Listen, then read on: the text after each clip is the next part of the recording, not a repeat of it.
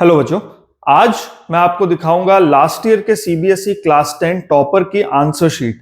ठीक है, अब यहां से हमें क्या देखना है कि कैसे सही तरीके से आपको अपने आंसर्स को प्रेजेंट करना है, कैसे आप इंपॉर्टेंट चीजों को हाईलाइट कर सकते हो, अगर कोई मिस्टेक हो जाए तो उसको कैसे रेक्टिफाई करना है, ये सारी चीजें हम देखेंगे। ठीक है, सबसे पहले जो कॉमन चीज है, जब आप एमसीक्यूज को आंसर कर रहे हो तो आपको क्या करना है, क्वेश्चन नंबर, उसके बाद ऑप्शन और सही आंसर क्या है वो लिखना है।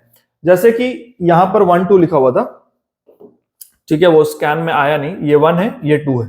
ठीक है, क्वेश्चन 1 का ऑप्शन बी सही आंसर था और उसमें आंसर क्या था 2। क्वेश्चन 2 का सही आंसर ऑप्शन सी था और उसमें आंसर क्या था 13/7, 0। ये किसी पॉइंट के कोऑर्डिनेट होंगे। ठीक है ना। क्वेश्चन नंबर 4 का ऑप्शन क्या था डी, आंसर क्या था नॉट रियल।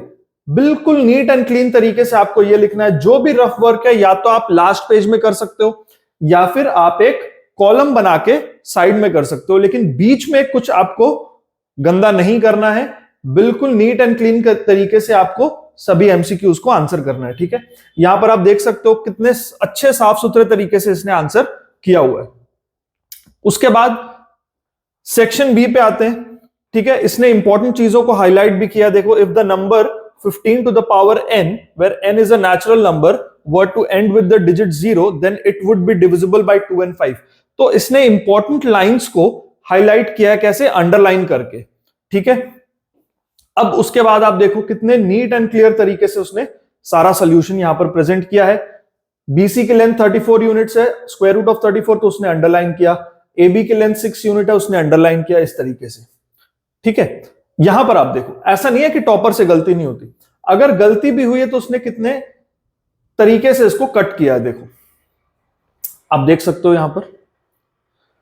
ठीक है, जहां पर ज्योमेट्री का क्वेश्चन आया वहां उसने एक नीट एंड क्लीन डायग्राम बनाया। डायग्राम बनाने के बाद उसने मेंशन किया क्या गिवन है, क्या फाइंड करना है। अगर कोई कंस्ट्रक्शन रिक्वायर्ड है तो उसने लिखा कि ये कंस्ट्रक्शन करना है। उसके बाद उसने अपना सोल्यूशन किया। कहीं अगर इक्वेशन को मार्क किया है तो देखो कितने नीट एंड क्लीन तरीके से उसने इक्वेशंस को भी मार्क किया है। जैसे होता है ना, इक्वेशन 1 इक्वेशन 2 हम मार्क करते हैं, उसने कितने अच्छे तरीके से किया, देखो। उसके बाद यहां पर उससे गलती हो गई तो इसने इसको स्ट्राइक ऑफ किया और यहां पर मेंशन कर दिया question number 25 solved at the end of the paper, ताकि एग्जामिनर के भी दिमाग में रहेगा कि इस बच्चे ने क्वेश्चन 25 किया है, वो उसको लास्ट में चेक करेगा। ठीक है, अब यहां पर भी देखो गलत हो गया तो उसने एक सिंपल स्ट्राइक ऑफ कर दिया। अब सेक्शन सी यहां से उसने अटेम्प्ट किया, जहां मिस्टेक हो गई थी उसने काट दिया, बट ओवरऑल देखो ये पेपर कितना क्लीन एंड क्लियर है, आप देख सकते हो। ठीक है, यहां भी देखो इंपॉर्टेंट चीजों को उसने हाईलाइट किया है। ठीक है, यहां पर भी इंपॉर्टेंट पॉइंट्स को उसने अंडरलाइन किया है। जहां डायग्राम की जरूरत थी वहां एक क्लीन एंड क्लियर डायग्राम बनाया, इंपॉर्टेंट पॉइंट्स को अंडरलाइन किया। ठीक है, जहां ट्रिग्नोमेट्री में प्रूविंग वाला क्वेश्चन आया उसने एलएचएस को अलग और आरएचएस को अलग सॉल्व किया। यहां पर देखो एलएचएस को वो सॉल्व कर रहा है। जहां पर उसने आइडेंटिटी का यूज किया, आइडेंटिटी उसने लिख दी। जहां पर उसने किसी फॉर्मूला का यूज किया, जैसे यहां पर डिफरेंस ऑफ स्क्वायर्स का फॉर्मूला यूज किया, तो यहां पर उसने मेंशन कर दिया। ठीक है, यहां पर उसने स्टैटिस्टिक्स को बनाया, देखो कितना क्लीन एंड क्लियर टेबल बनाया। अज्यूम मीन है तो इसको हाईलाइट किया। ठीक है, जहां फॉर्मूलाज रिक्वायर्ड है वहां फॉर्मूला लिखे। अब देखो यहां पर उसने कुछ गलती की तो उसको काट दिया पेंसिल से। उसके बाद कितना क्लियर लिखा है, यहां पर भी आप देख सकते हो। अगर उसने इक्वेशंस को यूज करके अगर पॉइंट्स निकाले हैं, कोऑर्डिनेट निकाले हैं, तो बिल्कुल साफ सुथरे तरीके से उसने एक बॉक्स बनाया, बॉक्स बना के एक्स वाई कॉलम बनाए। उसके बाद उसने उसको सॉल्व किया रोज और कॉलम्स के हेल्प से। ठीक है, अब यहां पर भी उसने कितना क्लीन एंड क्लियर डायग्राम बनाया। स्टेटमेंट जिसको प्रूव करना था वो लिखा, गिवन, टू प्रूव, फिर कंस्ट्रक्शन, उसके बाद उसने आगे का सोल्यूशन किया है। ठीक है, जो इंपॉर्टेंट चीजें थी उसने उसको बॉक्स बना के कहीं पे अंडरलाइन करके हाईलाइट किया है। हाइट एंड डिस्टेंस की अगर बात करें तो हाइट एंड डिस्टेंस में कभी कभी क्वेश्चन में डायग्राम दिया होता है, कभी कभी नहीं दिया होता। अगर डायग्राम नहीं दिया तो इसने देखो कितना क्लियर तरीके से डायग्राम बनाया है खुद से। जो लाइन उसने हॉरिजॉन्टल लाइन ली है उसको मार्क किया है। अगर पॉइंट ए लाइट हाउस का टॉप पॉइंट है तो उसको लिखा है। बी और डी दो शिप्स हैं तो उसने यहां पर मार्क किया है कि बी शिप 1 है, डी शिप 2 है, और ये बी डी दोनों शिप्स के बीच का डिस्टेंस है, तो उसने यहां पर मार्क किया distance between the two ships. ठीक है, तो आप भी अगर इस तरह का कोई डायग्राम बनाओगे, अगर क्वेश्चन में डायग्राम नहीं दिया है, खुद से बनाओगे, तो हर चीज को हाईलाइट कर दोगे, इंपॉर्टेंट चीजें लिख दोगे डायग्राम में कि कौन सा पॉइंट किस चीज को डिनोट करता है।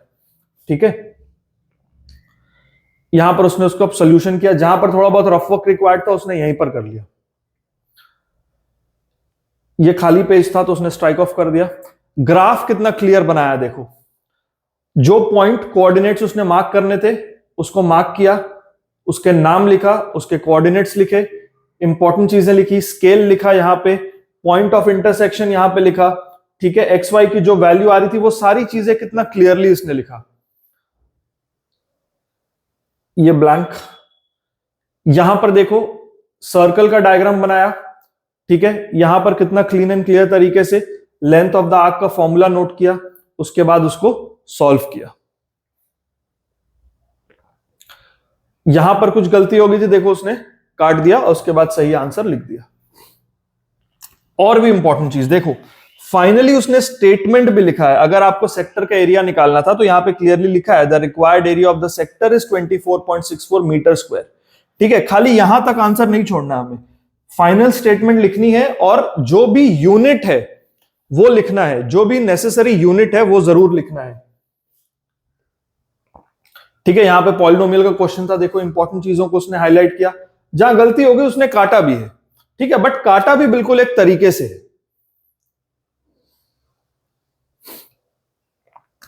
मेंसुरेशन का जहां क्वेश्चन था, diagram neat and clear diagram बनाया, जहां रफ वर्क रिक्वायर्ड था रफ वर्क किया। ठीक है, यहां पे भी आप देख सकते हो। इसके बाद उसने क्वेश्चन नंबर 25 सॉल्व किया, जैसा उसने स्टार्टिंग में लिखा था, तो इसने यहां मार्क कर दिया क्वेश्चन नंबर 25 इज बिहाइंड। उसके बाद यहां पर उसने क्वेश्चन नंबर 25 सॉल्व भी कर लिया। सेक्शन फॉर्मूला पे बेस्ड ये क्वेश्चन था, सेक्शन फॉर्मूला उसने लिखा है। ठीक है, अगर आप भी सेक्शन फॉर्मूला का क्वेश्चन अटेम्प्ट करोगे तो फॉर्मूला जरूर लिखना। कहीं पे भी अगर आप कोई भी ऐसा क्वेश्चन बना रहे हो जिसमें फॉर्मूलाज लगते हैं, तो फॉर्मूला पहले लिखेंगे, उसके बाद उसमें वैल्यूज को सब्स्टिट्यूट करेंगे। तो all the best, in important बातों का ध्यान रखिए एंड आपका पेपर भी बहुत अच्छा होगा।